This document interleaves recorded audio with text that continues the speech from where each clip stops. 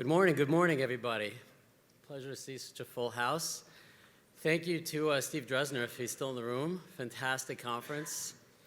So many of you in the room may know me as the founder of Vstock Transfer, and I've had the pleasure of having dozens of discussions with you over the years about going public, raising capital, uplistings, listings on NASDAQ, and all that, all those fun topics. But today I'm before you in a little bit of a different capacity as the founder of a separate company called Share Media on the topic of LinkedIn.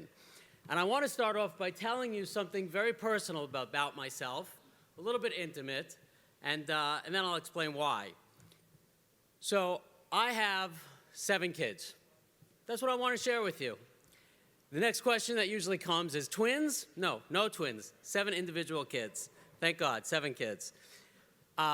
Something else personal about myself I want to share with you is that I know you can't tell from the shape that I'm in or my Jewish height, but I play basketball 3 times a week. I like to invest in companies, and I run a few companies. And I tell you all of this just to make a point that I don't have a lot of free time, like many of you. And so I don't read a lot. It's something I need to work on. However, many years ago, and I don't remember who it was, somebody gave me a very small little red book. And I remember that I was driving, and the book was sitting on the passenger side, and I was at a red light. I took the book, and I started to thumb through it. And I kid you not, I had to pull over to the side of the road, and I read the book from cover to cover. And this book not only changed my business life, but it actually changed just the way I try to conduct myself as a whole. The name of the book was called The Go-Giver, written by Bob Berg. And the theme of the book was really about adding value for other people. And I'd like to suggest to you that that's really what LinkedIn is all about. And that's what Share Media is about, and that's what I'm going to try to give over to you today. Share Media is a consulting firm that works with CEOs of private and publicly traded companies. And what I'm going to try to give you today is some very practical takeaways to add value to your business through this platform. I just want to tell you how it started. About 4 years ago, a buddy of mine, he was the CEO of a publicly traded biotech company on NASDAQ, and he started kvetching to me. You guys all know what kvetching means, right? He just started going on and on and on about how much he pays the traditional IR firm, $20,000 a month. They lock him in for a year. There's nothing really tangible about it. No offense to anybody in the room that is an IR. And he says, hey, wait a minute, Seth. You've got like 30,000 followers and 25,000 connections. Why don't you just do for me what you do for yourself? It's like, I don't really think that's possible. LinkedIn is sort of personalized. I can't really just do it for you. But we tried it. And fast forward 5 years later, I've had the opportunity to work with probably about 150 CEOs and work with them through their LinkedIn journey. Now, I know what you're thinking. How's that possible? Every CEO and every CFO and every attorney and every auditor, everybody has a different agenda. It's not just like cookie cutter, one size fits all. And you're right. But many years ago, I was at a Inc. 500 conference, and I heard a presentation from Tony Hsieh. Those of you who know, maybe some of the women in the room, he was the owner of Zappos, the largest online shoe company in the country. And he said something that was very profound. He said that everybody, referring to his customers, everybody has a different definition of happiness. Let that sink in. Everybody has a different definition of happiness. And I really took that to heart, and I still carry that with me. Meaning, if you're presenting to a CEO, that CEO, his definition of happiness might be revenue. But if you're speaking to the CFO, he doesn't really care about revenue. He cares about cost savings. You speak to the general counsel, he might be concerned about being compliant or staying out of jail. So each one of you in this room, you have your own agenda. It might be liquidity, it might be raising capital, it might be visibility, gaining clients. And I'd like to propose to you that LinkedIn has the solution for whatever agenda you have and you're trying to accomplish. So let's get into it. Let's get into some very practical steps. The number one thing I try to guide people on or work with people on is the profile. And I sort of shy away when I talk about it because it's like the most basic, simple thing you could possibly talk about. But you know what? If you meet somebody, you know, we live in a very impatient world. And if you meet somebody at this conference, we don't really have the patience anymore to go back to the office, go to their website, check about the about us, who we are, bio, profile. I'm already too tired to read that at that point. What do? You meet somebody, you sit down with a potential investor, they Google your name, and the first thing that usually comes up is your LinkedIn profile. And you've got about 7 seconds to make an impression. I know what I'm doing, I'm a thought leader, I've invested in my presentation, or do you have that like gray generic banner and it doesn't say anything about your company, there's nothing dynamic, it doesn't say the mission or what you do. And honestly, I'm always shocked, and I say this with the absolute most love. Some of the public company CEOs have spent hundreds of thousands of dollars, and like we just heard from my dear client, Joe LaRosa, 2 years to get public, and yet they don't even include the ticker symbol on their LinkedIn profile. Anybody who visits that profile doesn't even know that they're a publicly traded company on NASDAQ. So there are so many simple things that could be done to enhance your opportunity. Underneath that, there's a section you can turn on called the featured section. This is like golden real estate because you can put pictures that can convey what you do, who you are, articles you've been featured in a very, very quick way. And most often people don't even touch that real estate section on the profile. And that's some of the things that we offer because there's very different components when you're dealing with a corporate profile on LinkedIn versus a personal profile on LinkedIn. And I will be happy to go through the differences if we have time at the end or if you see me afterwards. But there are very significant differences depending on what you're trying to accomplish. Next. So you've got an awesome profile. You're a superstar. You want to now reach a specific audience. So what we do is we do the connections for you. Now, imagine this. You get the call. What call am I talking about? They call you to do a TED Talks.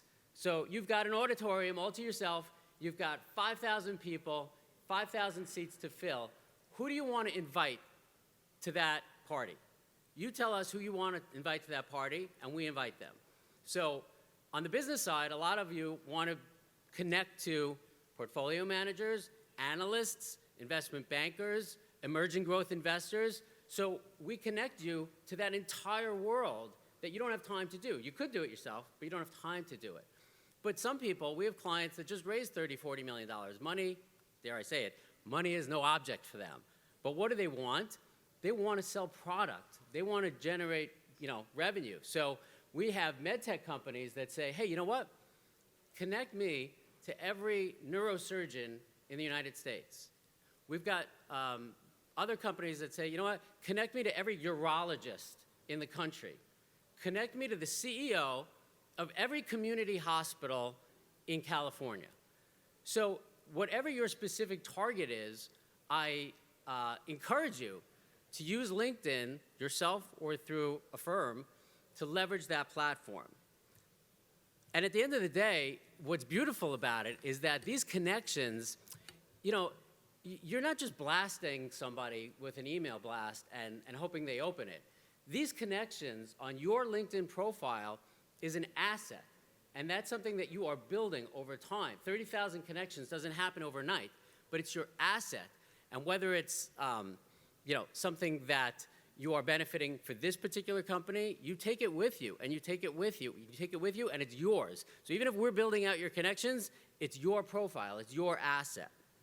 But at the end of the day, let's talk money. How do we monetize your rock star profile and these amazing connections that you're building up? And I apologize if I'm moving quickly. I just want to try to get the main points in. We do the postings for you. And it sounds simple, but you could be the greatest company out there. And I know everybody in here is the greatest company. But you could be the greatest company. You may only have a press release every 6 weeks, 8 weeks, but what are you doing to monetize that time in between? So what we do and what we suggest is we pull articles from third parties 2 to 4 times a week. Because sometimes if you have an article from Forbes or from the Journal that talks about an industry issue and you post it together with your hashtag or your picture or your mission statement, sometimes that third-party validation is more impactful than saying, look how awesome my company is. So as long as you're having content, think about it. If you're posting to 5,000 people 3-4 times a week, that's 50,000 eyeballs a month that are seeing your symbol, your face, your logo, your company, your mission. And that's something that I think is certainly worthwhile to spend the time on. But at the end of the day, you know, it takes a certain type of CEO to become a storyteller, right? I mean, you're really good at building your business, I would imagine, but it takes a little bit of a switch in your mind to be a storyteller. But I strongly believe that whether we go into the next room and we look at the variety of awesome companies here, from biotech, med tech, you know, electric vehicles, I look at every single one of those companies as a media company, or at least they should be a media company, because they have to know how to tell their story. I always joke about a good friend of mine, and we started to work together, and I said, John, like, you gotta, you know, gotta get, this is when I was encouraging him to do this. He said, Seth, he's like, I'm a boring guy, I'm a boring CEO, nobody cares about what I do day to day, nobody cares about my company. I was like, John, humor me. What do you have going on next week? So he thinks, he's like, I got a board meeting next week. I'm like, great, where's the board meeting? He thinks, he's like, well, one of the board members has a house in Switzerland, and he wants to meet there for the board meeting. I'm like, John, let me get this straight. You've got a board member that wants to have the board meeting in a villa in the Swiss Alps, and you don't think that anybody's going to care that that's like picture worthy or makes the journey more authentic? He's like, oh yeah, I guess that would be a good idea. I was like, just send me a picture, we'll put together a post, great. A week goes by, 2 weeks go by, no picture. John, you didn't send me a picture. He's like, oh, I forgot to take one. Again, you're in the Swiss Alps with your entire team and you forgot to take a picture. So it does take a little bit of a flip of a switch in a CEO's mind to visualize that you have to always be storytelling, and shareholders care, and investors care, and they want to go along that journey with you. And that's what keeps people interested in what you have to say. And I don't blame him, but that's part of the value that we bring to the table, is that content generation. But you know, not to put anybody on the spot, but I will. Let's do a test here. We've got, I don't know, 20 people in the room, 25 people in the room. By a show of hand, how many people posted on their own personal LinkedIn profile that with their picture, that they would be attending this event? Okay, 5% of the room, 10% of the room. So I think that's humbly suggest, a little bit of a lost opportunity, because you can post, I will be attending this event, post a picture at the event, post a picture thanking Steve Dresner for an awesome event. And again, they're seeing your symbol, they're seeing your name, they're seeing your picture, they're seeing what your company does. And these are great opportunities. So the question I most often get, they say, listen, Seth, for my $2,000 to $3,000 a month, bottom line, what's my ROI? Why would I be investing in working on LinkedIn platform? I got a business to run.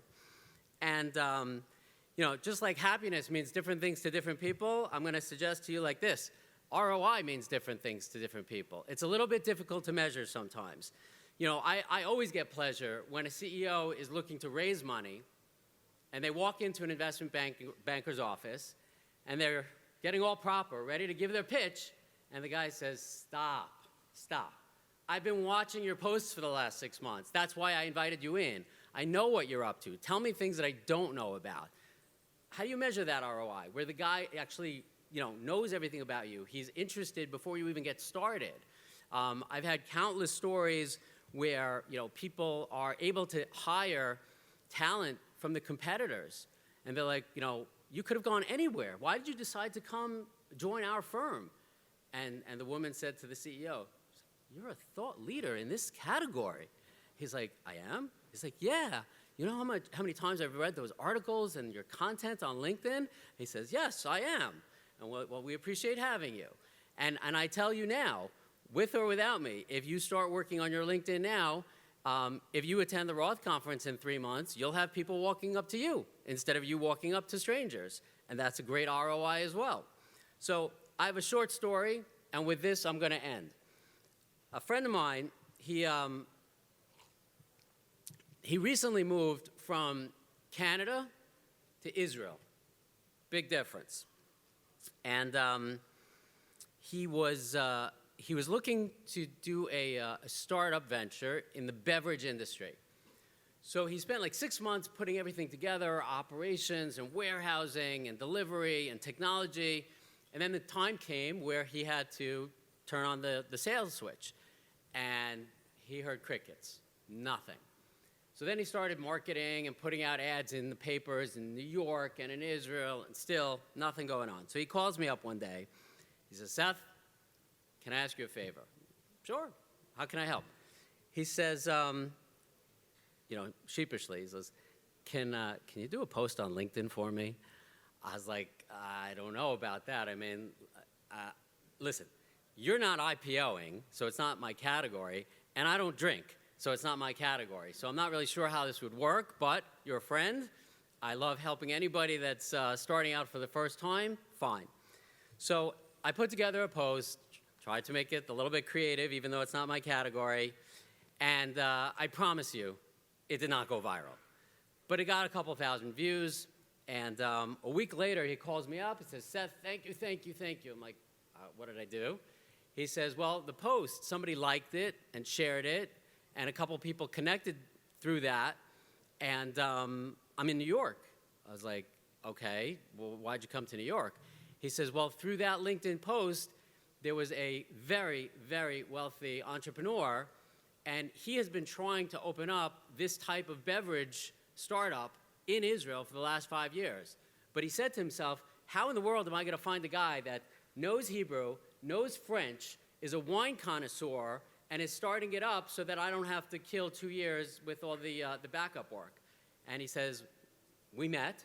Doesn't matter the details, $1 million, $2 million, $5 million, merger, acquisition. He's like, done deal. From what? From what? Besides, thank you, God.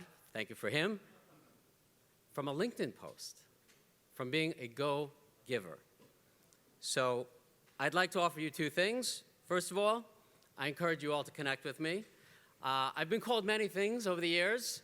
My 2 favorites are that I'm very prolific on LinkedIn. I think that's a nice way to say I'm annoying on LinkedIn. I like to think of it as being a LinkedIn enthusiast.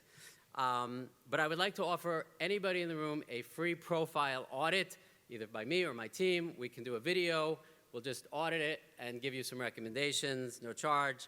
I know it's crazy. I just like doing these things. And number 2, the first 10 people that connect to me after this presentation, I'm sorry if we're already connected, I have 10 free copies of that book, The Go-Giver, and I will find a way to get it to you. So I thank you for your time, and I'd love to explore how together I can help you with your definition of happiness. Thank you.